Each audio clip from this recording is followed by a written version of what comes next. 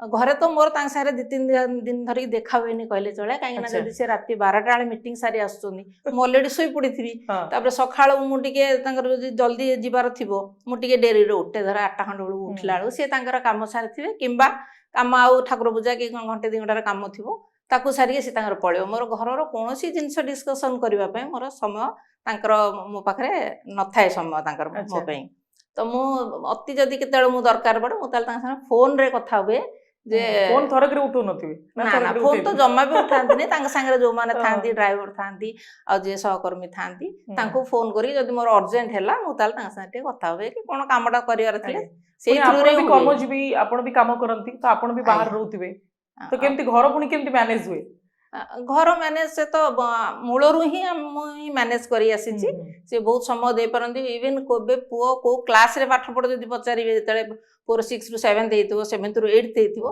जहा तांका पार्टी आसला 6 7 8 कहि देबे पुओ भी धीरे धीरे तार कहला बाबा मु को क्लास पढुची जानि नांदी तो से जिंस से केबे बुझंती नि ससुर तो आपन को ऊपर से तो महापात्र गोटे बड़ अभियोग मैडम प्रथम लगेले जे आपन किछि बुझंती नि पॉलिटिक्स छडा सतर कोन आपण पार्टी छडा किछि बुझंती नि नहीं आपण को पार्टी आगे परिवार पछरे नहीं नहीं सेटा देखंतु मु आज जदी भारतीय जनता पार्टी ओडिसा रे आज शासन क्षमता आसी पारिछि आगुरु 2000 रु 2009 मसिया पर्यंत गोटे अलायंस रो गवर्नमेंट थिला तेणु ये जो पार्टी सरकार को आसीबा पछरे जो काम करबा पड़ुथला सेथिरे घर को आमे भूली जाइथिलु 2014 रु 2024 पार्टी मते विभिन्न निर्वाचन मंडली दायित्व देथिला पार्टी जनरल सेक्रेटरी थिली वाइस प्रेसिडेंट थिली विभिन्न जगह बाई इलेक्शन मास मास धरकी जाइकी मु रुहे एवं मते जोठी पार्टी दायित्व दिए मु ताकू निष्ठार सहित सेठी काम करे मते जदि आपण हिसाब करिवे 2014 रु 2024 भितर पार्टी मते 7टा पार्लियामेंट रो दायित्व देथिला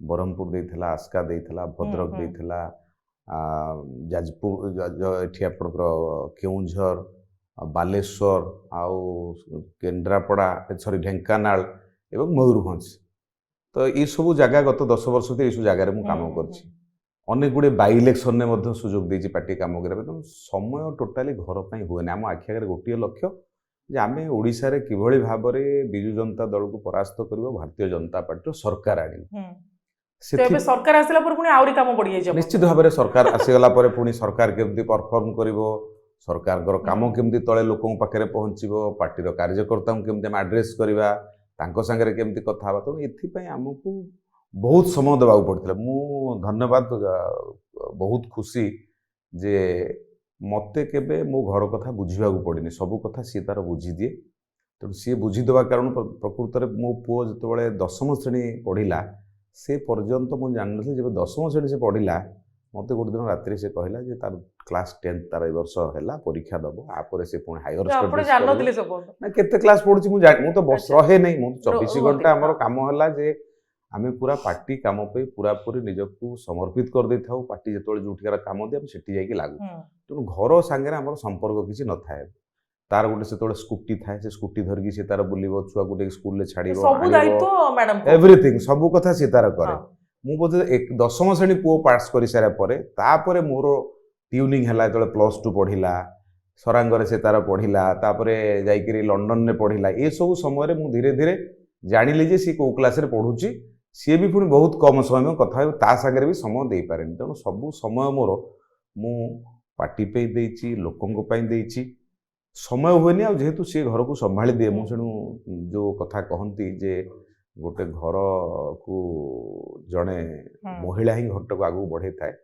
तेणु मो जीवन में तार भूमिका गुरुत्वपूर्ण सी पूरा पूरी भाव में मोर घर परिवार बंधु बांधव समस्त सी संभाली था अधिकांश समय मो परिवार लोक फोन धरी पारे ताप फोन आसो सी बुझेब जे मीटिंग रे थिबे नहले कोठी डिबेट रे थिबे से फोन धरी पार नथिबे देखुन जेतले विरोध दल रे थिलु प्रतिदिन आपण मान टीवी रे केतळे कनक सरीबो ओ को जीवु ओ सरीबो 7 को जीवु सेतरे सही प्रश्न पछरते आपण डिबेट रे के आसनाती गोलोक महापात्र को हमें डिबेट रे पैनल डिस्कशन में मिस करछु लोक भी मिस करथिबे नहीं एबे देखंतु सेतबेले हमें विरोध दल रे थिलु हमें अनेक गुडी कथा कहितलु जे लोक मानक भी प्रतिश्रुति देथिलु करिवो एबे जोडा काम करबा समय एबे ओ कहिबार नै एबे हमें चिंता रे अछु बा चेष्टा रे अछु केमती से काम गुडी को हमें लोक मानक पई करिवो कारण वर्तमान मोर काम प्रायोरिटी आ भाषण प्रायोरिटी नै भाषण सेतबेले प्रायोरिटी थला हमें आसले या करिवो एबे हम आसी जाइछु ତ ଆମେ ବର୍ତ୍ତମାନ କେମିତି ଗୋଟିଏ ଗୋଟେ କାମ କରିବୁ ସେଥିପାଇଁ ଲାଗିଛୁ। ଯେମିତି ଧାନ ଦର ବୃଦ୍ଧି କଥା କହିଥିଲୁ, ଦେଖନ୍ତୁ ଆମେ ବଢେଇଲୁ। ମା ମାନଙ୍କୁ ସଶକ୍ତିକରଣ କରିବା ପାଇଁ ସୁଭଦ୍ରା ଯୋଜନା କଲୁ। ଯେତେବେଳେ ବିରୋଧୀ କିଛି ଅଭିଯୋଗ ଆଣୁଛନ୍ତି ଆପଣ ଆସନ୍ତୁ ଡିଫେଣ୍ଡ କରିବା ପାଇଁ। ଦେଖନ୍ତୁ ଏବେ ଅଭିଯୋଗକୁ ଡିଫେଣ୍ଡ କରିବାର ବିଶେଷ ଆବଶ୍ୟକତା ନାହିଁ। ଏବେ ଅଭିଯୋଗର ସତ୍ୟାସତ୍ୟ ଆମକୁ ପରୀକ୍ଷା କରିବାକୁ ପଡୁଛି। ଅଭିଯୋଗର ସତ୍ୟାସତ୍ୟ କେତେ ଅଛି ଆମେ ଦେଖୁଛେ, ଅନେକ ଗୁଡ଼ିଏ ଅଭିଯୋଗ ଆସୁଛି ଯାହାର ସତ୍ୟାସତ୍ୟ ନାହିଁ। ତେଣୁ ସେଥିରେ ସମୟ ନଷ୍ଟ କରିକିରି ନ କରିକିରି ସେଇ ସମୟରେ ଆମେ ସରକାରଙ୍କର କିଛି କାମ କଲେ ଲୋକଙ୍କ ପାଖରେ ପହଞ୍ଚିବ। ଆଚ୍ଛା, ସେଥିପାଇଁ ଆପଣଙ୍କୁ ଡିବେଟରେ ଦେଖିବାକୁ ମିଳେ। ଆବଶ୍ୟକ ପଡୁନି ଏବେ, ପୁଣି ଯେତେବେଳେ ଆବଶ୍ୟକ ପଡିବ ନିଶ୍ଚିତ ଭାବରେ ଯିବୁ, ଲୋକଙ୍କ ପାଖରେ ପହଞ୍ଚିବୁ, କହିବୁ। ମ୍ୟାଡ଼ାମ ଯାହା ସୁତ ମହାପାତ୍ର କହିଲେ ବିଲକୁଲ ବି ସମୟ ସେ ଘରକୁ ଦିଅନ୍ତିନି, ଘର କଥା କିଛି ବୁଝନ୍ତିନି। ଆପଣଙ୍କୁ କେବେ ଦୁଃଖ ଲାଗେନି? ଦୁଃଖ ତ ନା, ଟିକେ ତ ରାଗ ଲାଗୁଥିବ, କେବେ ଟିକେ ତ ମନ ଦୁଃଖ କରୁଥିବେ।